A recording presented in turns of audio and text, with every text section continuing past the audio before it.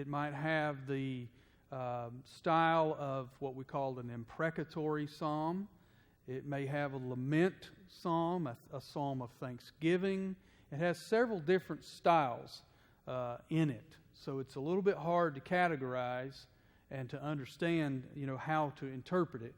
But at the end of the day, we'll see that it is, though, a classic example of Hebrew literature, and that is that it's one of contrast. So we're gonna look at that. So Psalm 52. Let me read that. We'll jump right in. Why do you boast of evil, O mighty man? The steadfast love of God endures all the day. Your tongue plots destruction like a sharp razor. You worker of deceit. You love evil more than good, and lying more than speaking what is right. Selah. You love all words that devour, O deceitful tongue. But God will break you down forever. He will snatch and tear you from your tent. He will uproot you from the land of the living. Selah.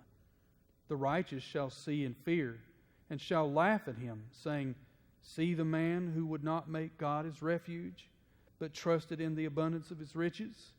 He sought refuge in his own destruction. But I am like a green olive tree in the house of God. I trust in the steadfast love of God forever and ever. I will thank you forever, because you have done it. I will wait for your name, for it is good in the presence of the godly. So I asked, I entitled this, So What Are You Bragging About? So, because really that's what this psalm is about. It's about where do you boast? To what do you attribute your strength, your success, your security, your hope, all those things? This is the question. This is the contrast. If I had a subtitle, I would call it The Fall of the Mighty Man. But I like this idea of asking the question. And to what do we brag? What is our confidence? In what do we put our trust? And that's what this psalm is dealing with. And so we see first who is the mighty man? We need to ask that question, because that's what he says. Why do you boast of evil? And I would let me back up for a second and say this. The translation in this passage is a tough one. You're going to notice, does anybody have the New King James Version? Anybody? Okay, we've got one here, the New King James. I have the ESV, New King James. Okay, and then there's the King James Version. Okay, so, or it's also known as the Authorized Version. Well, there's some minor variations in this translation that they don't change the interpretation, but I think they do change the flow. For instance, I think verse 1 gives us a good example. The New King James says, Why do you boast of evil or in evil? And I really believe in evil is a better translation. And I love the ESV and I use it all the time. But honestly, I believe in evil is a better translation, because the context is saying that. Why do you boast in evil? It's one thing to boast of evil. I did something, I got away with it, you're boasting of evil. But if you boast in evil, it means that that's where you place your confidence. You boast in it. That is where you find your fulfillment, your courage, your strength, all of these things is in evil. And so I think it makes a small difference to understand that because that's what the writer, the psalmist, is saying. Why do you boast in evil, O mighty man? In other words, it's sort of a sarcastic question. He's saying, why would you boast in evil? And I'll submit to you that this is the only way the next clause makes any sense. Okay? Why do you boast of evil or in evil, O mighty man? The steadfast love of God endures all the day. Or the next sentence. Those don't seem to follow one another. Have you noticed in that? Why do you boast in evil, O mighty man? The steadfast love of the Lord lasts all the day. What's the connection? Well, I submit to you that the connection is contrast. The connection is that the psalmist is saying, essentially, I trust in the steadfast love of the Lord. And it's secure continually or all the day. Does the King James Version say continually? Or the New King James? I think it does. Where the ESV says all the day. Okay. Continually. And what that is just a difference in translation. The Hebrew word, I'm sure, means all the day.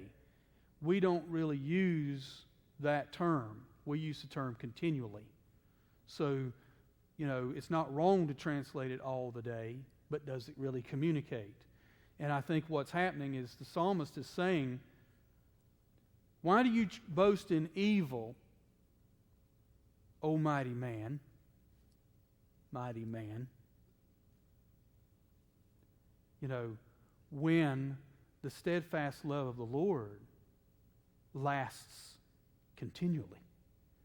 In fact, the Syriac version, which is an ancient translation of the Hebrew text, translates the word evil as riches. Riches. And if you look down to, let's see, where is it?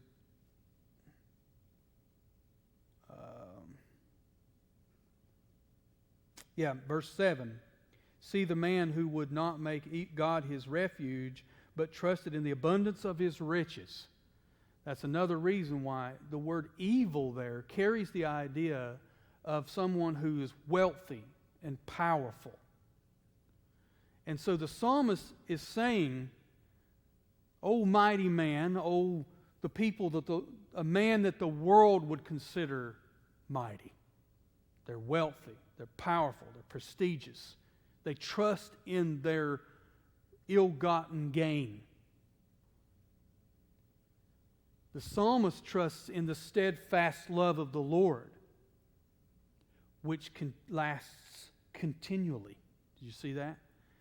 Do riches and power and prestige last continually? No, they don't. They're temporary. There's the contrast. So that's why I say it's a complicated passage. It's a difficult passage. But to understand it in this way is to divide these two statements as this is one group, this is another group. This group is the mighty man, trusting in ill-gotten gain, riches, power, prestige, all of that. This group are those that trust in the covenant love of God. This group will someday, even though they're powerful now, someday it will run out. This group may not seem powerful now, but will enjoy the blessing of God forever. So you see, that's the contrast. There's another layer to this, though. Who is this mighty man a person? Well, he is, actually. If you look to what's called the superscription in chapter 52, it says, to the choir master, a maskil, which is mostly thought of as some type of a Hebrew song. David, when Doeg, the Edomite, came and told Saul, David has come to the house of Ahimelech. So, David is writing here about a specific man. He's writing about Doeg, the Edomite. And that's in 1 Samuel chapters 21 and 22. Let me read this passage to you out of chapter 22, verses 6 through 10. And this is, let me just read it first. It says, Now Saul, King Saul, heard that David was discovered, and the men who were with him. Saul was sitting at Gibeah under the tamarisk tree on the height with his spear in his hand. And all his servants were standing about him. And Saul said to his servants who stood about him, Hear now, people of Benjamin, will the son of Jesse give every one of you fields and vineyards? Will he make you all commanders and thousands of commanders of hundreds, that all of you have conspired against me? No one discloses to me when my son, Jonathan, makes a covenant with the son of Jesse. None of you is sorry for me or discloses to me that my son has stirred up my servant against me to lie in wait as at this day. Then answered Doeg, here's our guy, the Edomite, who stood by the servants of Saul, quote, I saw the son of Jesse coming to Nob, to Ahimelech the son of Ahitub, and he inquired of the Lord for him, and gave him provisions, and gave him the sword of Goliath the Philistine. So what's going on? Well, Saul is out here hunting down David. He's accused David of treason. He's ready to kill David. We know from the Scriptures that's not true. David was a faithful servant. He had not conspired against Saul. God anointed David as the next king, not David. David was out minding his own business, watching his daddy's sheep.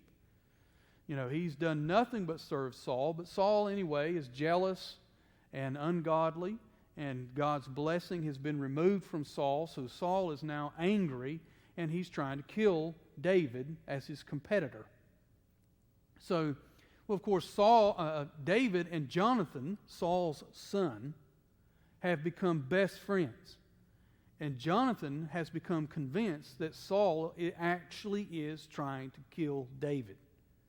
So Saul helps David escape.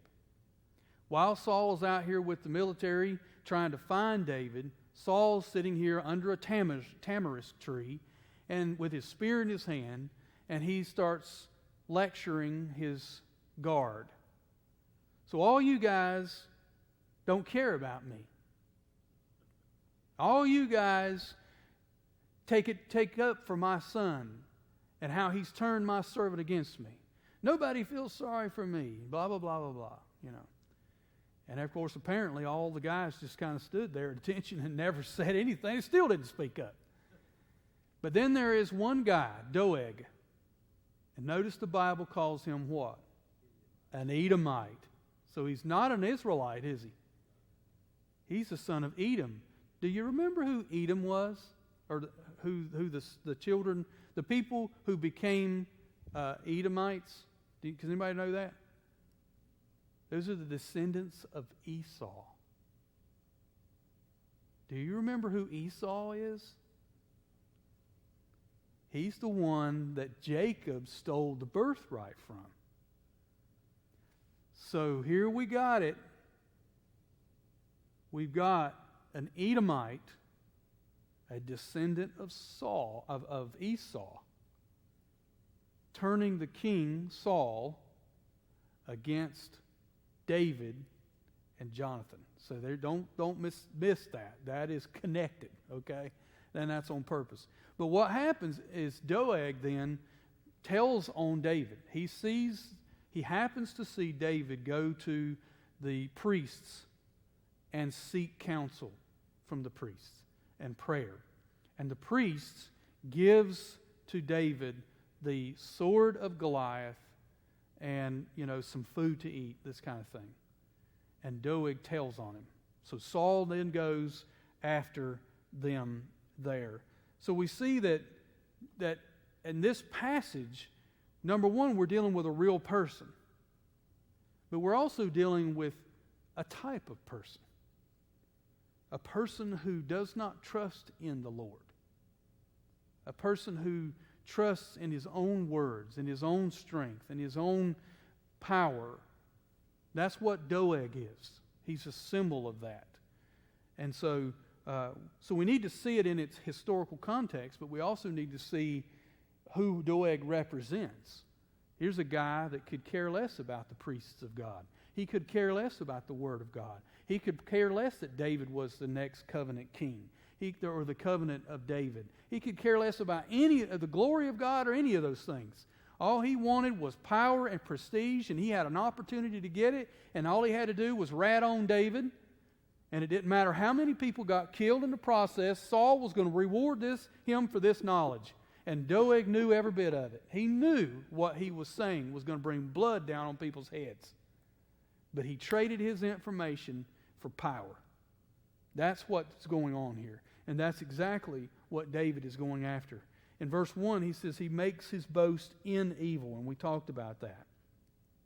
So what does it mean to boast in evil? What does it mean to boast in something? Well, we talked a little bit about that.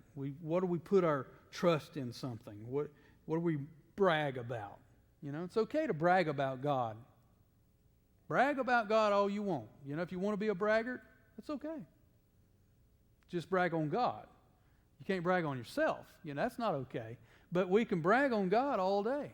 We can brag about Him. We can boast about Him. We can do all that when God is our refuge. That's what David is saying. But anything in boasting and bragging and anything else is a false and temporary hope. That's what David is driving at. Then we got, he uses his words for deceit in verses 2 and 3. He says, your tongue plots destruction. Like a sharp razor, you worker of deceit. You love evil more than good, and lying more than speaking what is right. That's this mighty man. This man or woman, we might say, if we apply that across the board, this is a person who is willing to compromise to get what they want. To get power, prestige. They think they're safe in their own power. They think that they're secure. They think that they are strong and all of those things. And David says, no, the covenant of God is what makes me strong. Not money, not clout, not popularity or heritage or any of those things. So what does it mean to use our words to destroy? You ever thought about that? Can words destroy? Slander. That's right. Yeah, we really ought to think about that. I mean, even sarcasm. You know where the word sarx is the Greek word for flesh. Sarcasm means to cut with words. Now, of course, there are times where you might use sarcasm, but it ought to be used like a surgeon's scalpel. You know, when there's an opportunity, a time when it's needed that something might be cut out or dealt with. You know, but sarcasm, if it's a way of life, if it's a way to communicate, if it's the way we talk to everybody around us, it's like we're using our words to just slash people. It's destructive. It's harmful. It's selfish. It's terrible. Slander is a way to murder someone's reputation. Gossip is a way to spread lies. If we gossip, if we love gossip, then by the way, we love lying more than the truth. You see that? That's what this type of telling tales, when oftentimes it's not true, or it may not be true. It's not founded. It's not clear, or the person should not be included, or should not know. You see, gossip is a spreading of information in a haphazard way that can destroy people, that can hurt people, that can hurt the cause, can hurt the truth. And so there are many ways that words can destroy. And so we ought to pray as you know, James tells us to do, you know, that the tongue is an unruly evil. It's like a wild animal. It sets on whole forests of fire just by a spark. So it likens the tongue of a man or a woman to a spark that hits dried leaves, and before you know it, a whole forest is ablaze. It's pretty easy to make that happen, isn't it? Now, let me challenge you on this, though. I know it's not really in this text, but just to say this. We all know that's true of destructive words, don't we? I mean, I'm not telling you guys anything you don't know. But let's stop for a second. If destructive words are that powerful, can good words be powerful? Absolutely. Can words build? Can words heal? Can words encourage, strengthen, empower, push forward, evangelize? You see what I'm saying? We should use our words. We should use our words intentionally, thoughtfully, but realize that they are powerful. They are powerful for good. They are powerful for bad. And so we need to be careful about that. This is why others have often said that the power of the pen is more powerful than the sword. And there is a lot of truth in that, because quite honestly, usually the sword follows the pen. Hitler wrote Mein Kampf, and 4 million Jews lost their lives. You see, Stalin wrote his manifesto, the Communist Manifesto, and what was it? 20 million Russians lost their lives. Still counting, by the way. Yes, still counting. Communism's not dead. The Quran was written by Muhammad, and Islam is up to what now? Maybe 200 million dead. But God's Word has saved millions. The Puritans written, the Reformers wrote their writings, and from it many nations developed even their own governments of freedom of speech and freedom of religion, and people's lives were saved, individual liberties, the value of one person. We're all created equal under God. Those are all things that were fleshed out from truths that came out of the Reformation. Things that were written. So words can be used powerfully for good and for evil. And we need to be very careful, because you might say, well, I'm not a philosopher, Pastor. I'm not a theologian. I'm not going to write some big manifesto or something that's going to change the course of history. Well, that might be true, but you know what? You can change what you say, and I say, to our children, our grandchildren, our neighbors, our church folks, our friends, the lost. We can, can't we? We can impact people, and God will use it. And so we see that. That's the who is the mighty man. Then number 2, we have God's righteous judgment upon the mighty man. So David says that this mighty man, it's going to be Doeg, and all of those who are like Doeg, we might say, God's going to deal with them. And understand that these are folks that don't think they're going to be dealt with. You know, that's the point. Was Doeg afraid when he told them? No. Yeah, he wasn't worried what was going to happen. You say, well, what was the big deal? Well, in 1 Samuel 22:17 through 19, let's listen to what happened as a result of Doeg's words. And the king said to the guard who stood about him, "Turn and kill the priests of the Lord, because their hand also is with David, and they knew that he fled and did not disclose it to me. But the servants of the king would not put out their hand to strike the priests of the Lord." Israelite soldiers refused to follow the command of the king. They said, "I'm sorry, I'm not going to touch a priest. I'm not going to kill a priest, murder a priest." But look, then the king said to Doeg, and who was Doeg? An Edomite, "You turn and strike the priests." And Doeg the Edomite turned and struck down the priests, and he killed on that day 85 persons who wore the linen ephod and Nob, the city of the priests, he put to the sword both man and woman, child and infant, ox and donkey, sheep, he put to the sword. He killed literally the whole town, even the animals. What a bloodthirsty man. Killed 85 priests, plus their wives, their children, and their animals. This is what David's writing about. And when David makes these harsh comments in a few minutes, I want you to keep this in mind. Doeg knew, right? Doeg was clearly a powerful and wealthy man. And he was going to use this opportunity to get more power and more wealth. And he could care less about some dumb bunch of priests. And David is going to say to him right here, those kind of people, God has their number. He might not settle it today. He might not settle it tomorrow. But be assured, He will settle it. That's what David is saying.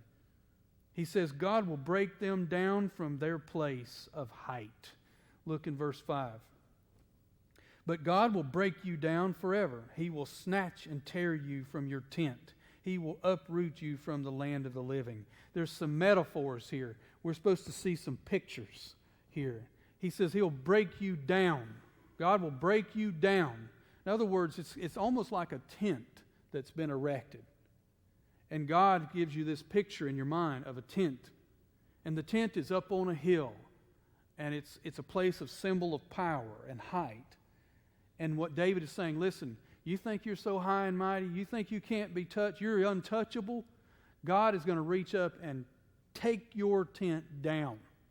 He's going to remove you from this lofty position and put you in a place of vulnerability. That's what He's saying. He says, secondly, God will snatch them from the security or the tent like a wild animal. So picture this tent again. And He says, verse 5, He will snatch and tear you from your tent. So when we got the image of a tent again, this time God wants us to understand that it's like you lying in your tent, or this Doeg is lying in his tent, and a wild animal walks in, snatches him, and drags him out of the tent and devours him. That's the concept. That's the idea, the picture that we're being given here. So what's the tent idea? Why do we have that twice? Well, the idea is, what is a tent? It's his house. It's his place of security. It's a symbol of his wealth. Even in our day, oftentimes, homes are symbols of wealth and power, aren't they? You watch the home, lifestyles of the rich and famous, Any of y'all's houses been on that? Okay, just checking. I just thought that'd be interesting if it was. But, none of ours has ever been on it. But anyway, it's a symbol of power, isn't it? That's the same thing here. That's what He's saying. God will snatch it down. He'll drag you out of your big, safe tent. God Himself will drag you out like a wild animal and devour you. What's the point? Is God bloodthirsty? No. The point is, you are never safe from God.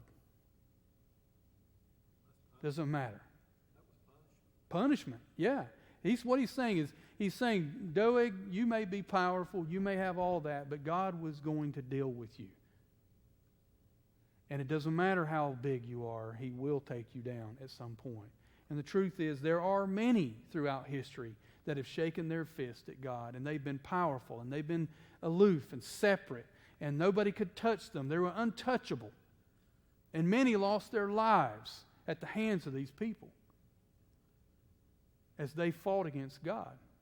And David is saying, God will take them down. I hate to use it, but, because I think we could use so many other illustrations, but a simple one, really. I've often thought of this, Adolf Hitler. I mean, you're talking about a man that's worshipped like a god. People were killed, at the whim of this man. Did not matter. And yet, where does he end up? In a very short time, by the way. I mean, now, it wasn't fast enough. too many people died. But anyway, where did he end up? Yeah, a madman in a bunker killing himself.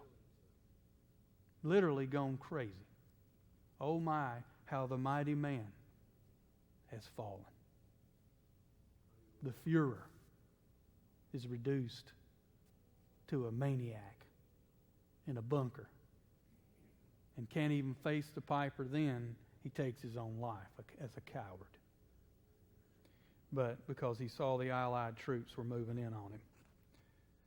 And then, number 3, we see the righteous response to the fall of a mighty man.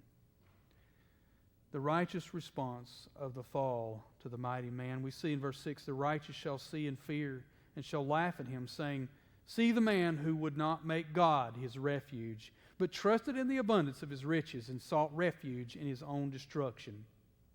Do you see the point there? Now we could get off on, is it right for them to laugh? Is it right for them, and we'll talk about that in a second, but I want you to think, look at the pattern, because I think this answers the question. Should we take pleasure in the righteous judgment of God? Now, should we take pleasure in revenge? No. Because revenge is all about me, isn't it? It's personal. Right. But the righteous judgment of God is holy. It's righteous. It's God setting the creation back in order. It's God ruling and reigning. Yes, we would grieve and so forth, but at the same time, there's everything within us that cries for things to be set right. We see an innocent person murdered on the street.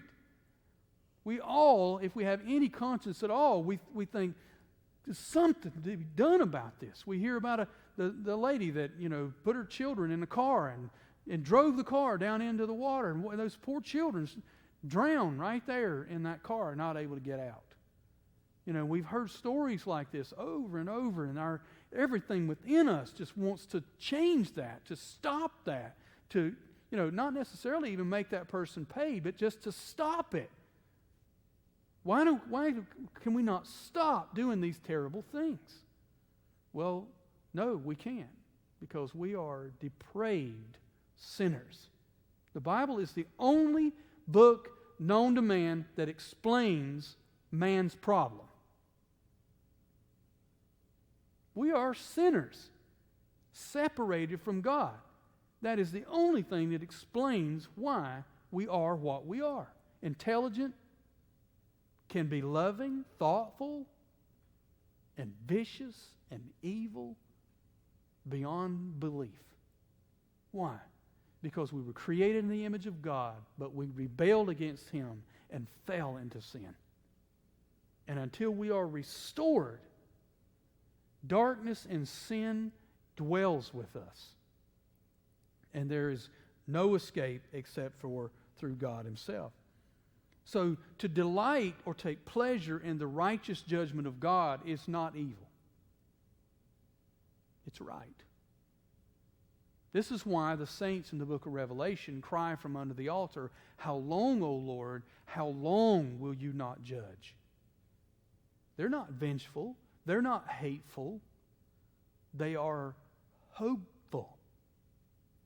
They are desiring that the evil be stopped and righteousness, the kingdom of God, be brought to this earth, as the Lord's Prayer tells us to pray.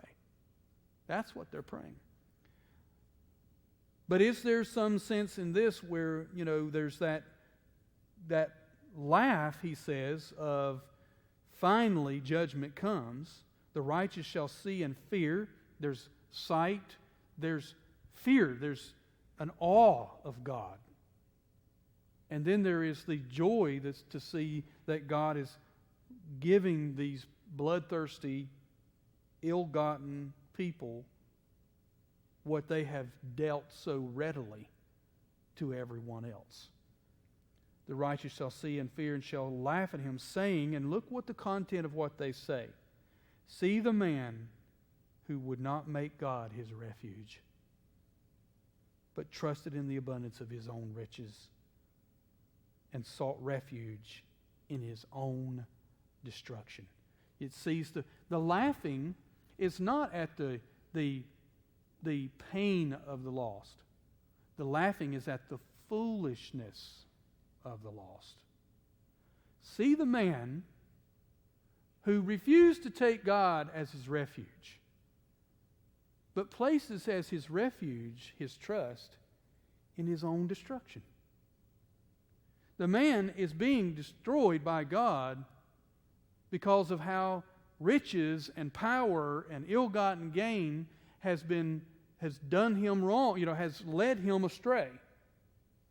So God's judgment is coming down on him because of the very things that he trusts in. That's what the psalmist, that's what's funny. It's funny to see us trust in things that are actually going to send us to hell. But we think they're the things that's going to help us. That's the irony, if you will, of the whole situation. Peace in the place of God, though. 1 Samuel 22, 20 through 23. Here we see the update of that story with Doeg. But one of the sons of Ahimelech, the son of Ahitub, named Abiathar, escaped and fled after David.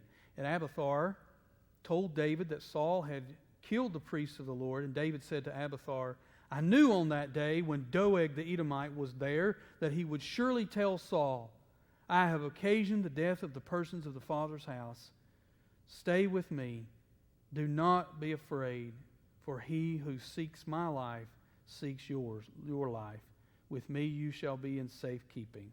The righteous will flourish like a green olive tree, he says, in the house of God. Notice that? Abiathar comes to David and says, this is what happened. David says, guess what? He says, you know what? I hate this. I feel responsible. I knew when Doeg was standing there that this was going to happen. It's my fault. Abiathar, stay with me. I will protect you. David says in Psalm 52, the righteous will flourish like an olive tree in the house of the Lord. Abiathar will flourish and live where? In the house of David. In the house of David, under David's protection. Same idea, isn't it? Same concept. A olive tree in that culture talks of longevity and fruitfulness and productivity. There are literally olive trees on the Mount of Olives right now, I'm told, that are over 2,000 years old. Our Lord Jesus may have even pulled an olive from one of those trees. Now, more than likely, those trees were little bitty saplings at that time, but they're over 2,000 years old now. So there's this concept. He says, the righteous, they may be poor now, but what's going to happen to them? They're going to flourish like an olive tree in a mansion. See, if you're wealthy, you could have an olive tree in your own house. And I'm told that an olive tree would give you 6 gallons of olive oil a year, plus the fruit and all of that comes with it. So if you're wealthy, you could have your own olive tree growing in your own house. That's the idea. David is saying the righteous are like that olive tree growing in the mansion of the Lord. They're going to live long. They're going to have prosperity. They're going to produce for the Lord because they have trusted or bragged in God and His covenant, not in their own wealth or their own strength. So what do we do with that? Verse 9, I will thank you forever because you have done it. You have taken care of me. You have saved me. You've given me everything. And I will wait because you have done it. I will wait for your name, for it is good in the presence of the godly. And that's another one that I would translate a little differently. I would translate that, in the presence of the godly I will wait for your name, for it is good, which I believe is the way the New King James translates it. So how would you say that? We recognize it. You have done it. What does he mean by that? He says, I will thank you forever because you have done it. Emphasize the word you, because you have done it. Not me. I didn't do it for myself. I didn't pull myself up by my bootstraps. I'm not rich and powerful and protected and all of those things because I'm somebody, because I'm a mighty man. But God has done it. God has made me flourish. God has given me strength. God has saved my soul. That's what David is saying. And then you tell others about it. He says, in the presence of the godly, I will wait for your name, for it is good. In the presence of the godly. I will tell other godly people how God has cared for me and taken care of me. I will encourage others to follow the Lord. That's what he's saying. And so, what are you bragging about? What's your